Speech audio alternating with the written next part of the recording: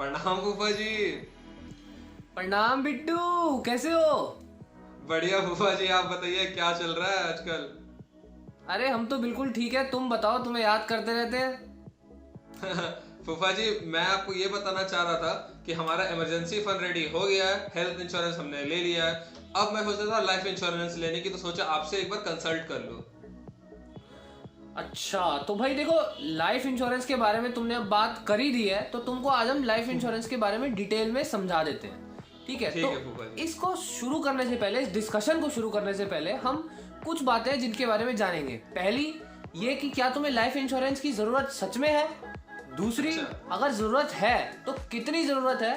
तीसरी, मार्केट में कौन कौन से इंश्योरेंस प्रोडक्ट अवेलेबल हैं। और चौथी, कि कौन से प्रोडक्ट तुम्हें बिल्कुल भी नहीं लेने हैं।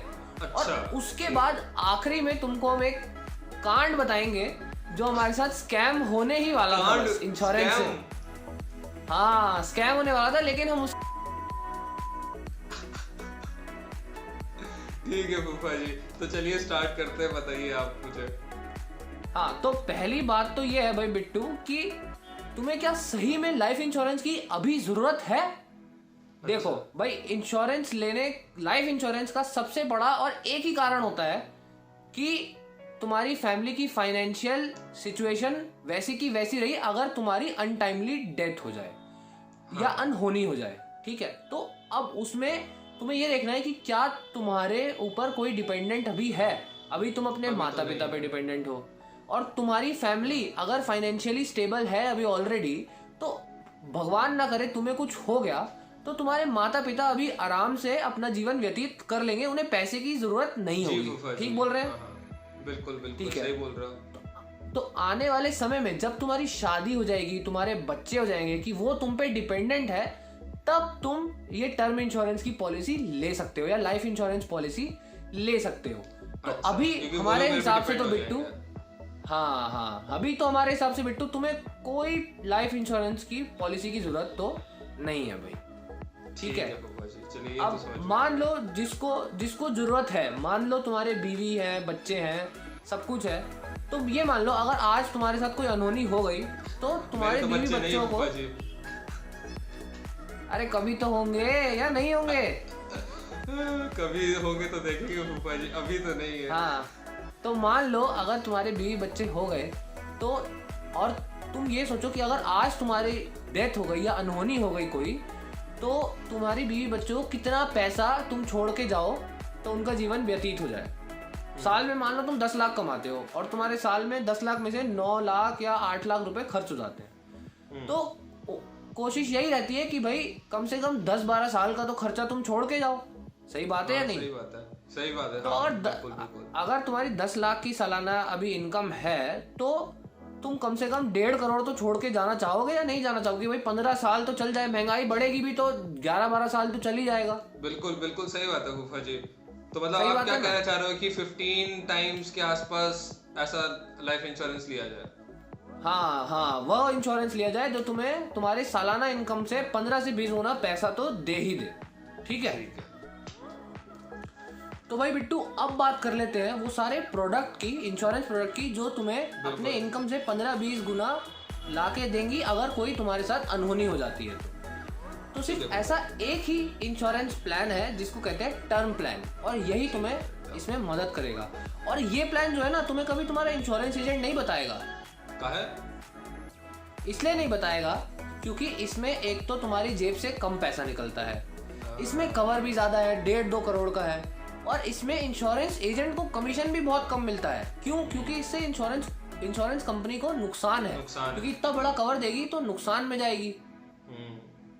सही और जो बात है। सबसे ज्यादा प्लान धड़ल्ले से बिकते हैं ना, वो बिकते हैं एंडोमेंट प्लान, यूलिप प्लान और ये गारंटीड इनकम प्लान। ये सब प्लान हर इंश्योरेंस एजेंट तुमको बताएगा और ऐसे एक्ट करेगा जैसे तुम्हारी इन्वेस्टमेंट और तुम्हारा इंश्योरेंस उसने दोनों एक ही में करा दिया। ऐसा नहीं है। ओ, वो सिर्फ अच्छा, हाँ, समझा वो सिर्फ तुम्हारे साथ नंबर में बात करेगा। क्या बात करेगा कि आप इतना पैसा डालो, आप 6 लाख रुपए डालो, आपको 15 साल बाद 9 लाख रुपए मिल जाएगा। तो मुझसे पूछो कि ईयरली रिटर्न कितनी हुई भाई, तो वो तुम्हें जब कैलकुलेट करके बताएगा तो वो एफडी से भी कम होगी। हाँ बिल्कुल बिल्कुल, यस। समझ रहे हो? तो एफडी से भी अगर कम रिटर्न है तो किस बात का इन्वेस्टमेंट हुआ भाई? और फिर वो उसको ये बात बताओ तो वो बोलेगा कि भाई डेथ बेनिफिट भी तो है। डेथ बेनिफिट उसमें मिलता है सिर्फ 5 लाख 10 लाख रुपए का। भाई अगर तुम्हारी साल की इनकम 10 लाख है, उस 10 लाख का तुम करोगे क्या? तुम्हारी फैमिली एक साल भी पूरा नहीं निकाल पाएगी। बिल्कुल बिल्कुल। तो इसलिए टर्म प्लान में ही हमको जाना है। उसमें एक तो प्रीमियम कम है। प्रीमियम मतलब वही जितना तुम पैसा देते हो उस पॉलिसी को खरीदने के लिए, उसमें एक तो प्रीमियम कम है और उसमें कवर भी ज्यादा है। बिल्कुल बिल्कुल। तो इसलिए हमें टर्म प्लान में जाना है। और कभी भी बिट्टू ये बात गांठ बांध के रख लेना, कभी भी इंश्योरेंस और इन्वेस्टमेंट को एक साथ नहीं करना, एकदम बिल्कुल नहीं करना। हाँ, और बिट्टू एक और बात जो हर पॉलिसी में लागू होती है वो है क्लेम सेटलमेंट रेशो और क्लेम इनकर्ड रेशो। अब ये दोनों रेशो क्या है? क्लेम सेटलमेंट रेशो ये होता है कि भाई कितना % क्लेम वो कंपनी ने सेटल किया है। मतलब अगर उसके पास 100 क्लेम आए तो 100 में से कितने क्लेम उसने सही में सेटल कर दिए, ठीक है। और एक होता है क्लेम इनकर्ड रेशो। तो क्लेम इनकर्ड रेशो क्या होता है कि अगर मान लो उसके पास 100 पॉलिसी का प्रीमियम है, ठीक है, लेकिन उसको क्लेम जो भरना पड़ रहा है वो ज्यादा भरना पड़ रहा है जितने उसके पास पैसे हैं उससे। हाँ, दिक्कत ये हो सकती है कि आगे आने वाले समय में वो कंपनी प्रॉफिट में नहीं रहेगी, तो आगे आने वाले समय में हो सकता है पॉलिसी को क्लेम सेटल ना कर पाए क्योंकि पैसा ही नहीं है कंपनी के पास। तो ये देख लेना कि 75 से 90% से ज्यादा ये क्लेम इनकर्ड रेशो इसका ठीक है ना हो। और फूफा जी उसका क्लेम सेटलमेंट रेशियो क्या होना चाहिए? वो परसेंटेज क्लेम सेटलमेंट रेशियो होना चाहिए 95 से भी ऊपर। मतलब 97 से ऊपर हो तो बहुत बढ़िया है, बट 95 से ऊपर तो चाहिए ही चाहिए, ठीक है। और चलो अब तुम्हें हम एक वो किस्से के बारे में जो हम बात कर रहे थे उसका हम अभी थोड़ा सा तुम्हें हिस्सा सुना देते हैं। और पूरा जो उसका वीडियो है ना वो व्यूअर्स आपके लिए भी हम डिस्क्रिप्शन में डाल देते हैं, ठीक है। आइए सुनते हैं।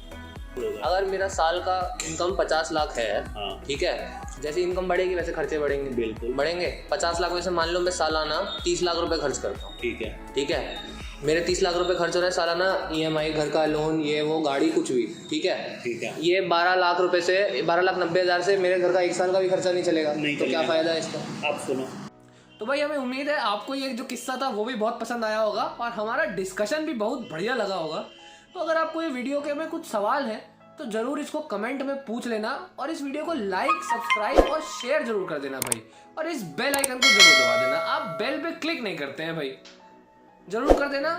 इस वीडियो के लिए इतना ही। प्रणाम।